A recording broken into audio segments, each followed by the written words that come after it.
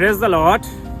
একটা শহরে একজন পুলিশ অফিসার ছিলেন, আর সেই পুলিশ অফিসার অনেক সৎ ছিল।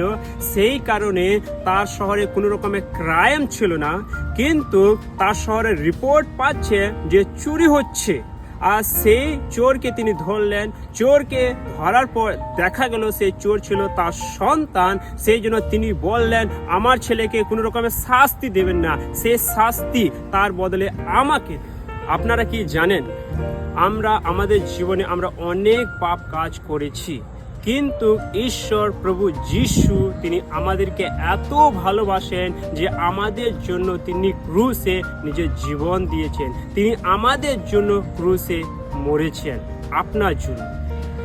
কথা এখানে শেষ নয় যে তিনি মারা গেলেন, কিন্তু প্রভু যিশু 3 দিন পর মৃত্যু থেকে জীবিত হয়েছেন।